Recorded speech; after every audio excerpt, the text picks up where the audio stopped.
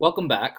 What I really want to emphasize here before we move on to the steps that you would take in a macro uh, policy advocacy context is just be aware that politicians aren't as dumb as they look. Give them some credit, and they're not all necessarily in the pockets of the lobbyists. Sure, the lobbyists do have influence, and the money helps that influence, but politicians are still independent people. They tend to be very idealistic, and they have their own reasons and goals for being where they are. Certainly, corruption does happen. There is corruption in the government, but there are a lot of laws and a lot of watchdogs on those kinds of things now, which is one of the reasons why hearing about politician corruption is actually a relatively rare thing. And generally, those who are caught doing anything wrong, mishandling any kind of, say, money for reelection, that they tend to get caught, they tend to get prosecuted, they tend to get kicked out and voted out. So give those people some credit instead of just assuming that they're uncaring or they're stupid. Um, yeah, I hope you get that. Next, we're going to move on to the 8 challenges that you face in a macro context. So, challenge 1, deciding whether or not to proceed. So, policy advocates initiate a policy advocacy intervention when they decide that an existing policy is flawed.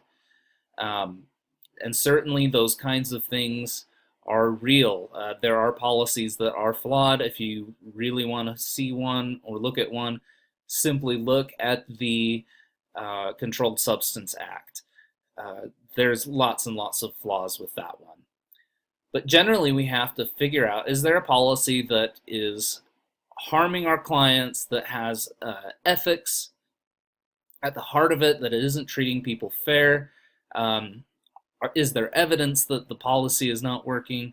Are there adverse outcomes for your clients? And like I said, uh, the Controlled Substance Act really has done a lot of damage to a lot of people, and it has done very little actually um, to eliminate the kinds of things it meant to eliminate. We still have lots and lots of drugs in the country, and we have heroin, which is the #1 killer among people in Utah when it comes to drug use, in the same category as marijuana, which hasn't killed a single person ever on its own anyway. So there's an issue right there. Next, decide where to focus. Um, Generally, when it comes to taking on macro level policies, you're going to want to start small. You can go for the big stuff and make wide sweeping changes, but those are pretty rare, and we haven't had any of those in a long time. A lot of times, if you really want to get something done, you have to be content with doing things at an incremental pace, which means that you've got to be very focused on what you want changed. And part of that, you're going to want to make sure that you know who it is that you need to target. What level of the legislature are you going to target? Is it going to be a state level, city level, federal level? Are you going to target the House of Representatives or the Senate first? And who is it that you're going to use to help get the attention of those legislators? Okay, securing decision makers' attention. So this is where you really want to use allies, and you want to make a lot of fuss. Essentially, when you are trying to get decision makers' attention, you need power. And one of the best ways to get power is to have a lot of people. One of the things that one of my heroes says is that power goes to one of 2 poles, those who have the money and those who have the people. In getting this kind of work done, you're not likely to end up with a lot of money. It's possible that you will, but more likely you're going to have to get a lot of people to get our legislators' attention. This is where you would start working with interest groups that might already be working with those legislators and seeing if you can connect with them to help make the kind of changes that you want to change. Uh, other people that might help would be administrators of local businesses, larger businesses if you're working at the federal level, um, getting the ear of the interns that the legislator is working with sometimes is a very valuable ally to get. Sometimes working with their secretary is another valuable ally to get. They have a lot of referent power. So it's worth getting to know those people and treating them well. So work closely with the decision makers in framing policy proposals so that they attract support. Oftentimes, policymakers, especially if they've been there for a while, will know who they can and can't work with and who will support what and under what circumstances. So make sure that if you're able to get their attention, you work with them on this proposal early on. Moving on, analyzing why a dysfunctional policy developed. So this is where you want to start looking at the history of the policy. Why did it come up? What was the original intent? What was the original reason of the problem that the policy was trying to address? And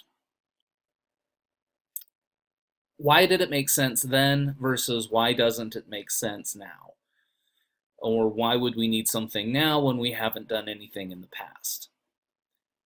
One of the things to really be prepared for in terms of working in this step is that it takes a long time for this kind of policy to actually happen. Some very, very good bills, I've seen very good bills go up in front of legislatures and take years and years and years of deliberation before they actually get passed, and a lot of them just end up dying. It's a sad reality, but it's one of those things that you need to keep in mind. All right, objective 5, develop policy proposals. So be objective, use a good strategy, make sure that you've got the right people on your side, that you've gathered the right coalition, and develop criteria to evaluate the merits of the policy options. One of the things, of course, is cost. What is the political feasibility of it? Can this policy actually be enforced? Will it actually achieve the kind of objective that you're looking at achieving? So make sure that all of those things are well thought out and put forward as you develop your policy proposal. Secure the approval or enactment of a proposal. So develop the goals, honing the proposal. Proposals will end up requiring lots and lots of redrafting, lots and lots of minutia that you're going to have to deal with. We've already mentioned that earlier. So develop your style, looking at the technical details, underlying principles, substantive changes, resisting changes. Yeah. And then finally, you have to actually implement and assess the strategy. How well did your policy proposal work? What would you change in the future to make it work better? Basic questions you need to ask yourself throughout any level of social work. Challenge 7, secure an implementation of a policy reform. Some policies are not implemented at all, and we mentioned this in the meso-level discussions, is that some policies are not implemented, they don't get money attached to them, or so poorly implemented that they don't really exist at all. There are plenty of laws on the books that aren't enacted anymore. One of the ones that has since been repealed in Utah is sodomy or anal sex, which at one point was illegal in this state. But who is really going to go around and enforce that? I'm not, and I don't think anyone else is either. So that one may still be, I'm pretty sure that one has been repealed, but if it's still on the book, it doesn't really matter because no one's enforcing it. So if it's not implemented, it's not really there. Okay, challenge 8, assessing and implementing policies. So policy interventions that have to be evaluated to ascertain if they improve customer or consumers' well-being. and if they were able to achieve this at some sort of cost effectiveness. A good policy that I could think of off the top of my head would be the way that we invest money in either tertiary prevention or primary intervention. Do we keep things from happening, or do we treat the problem that's already there?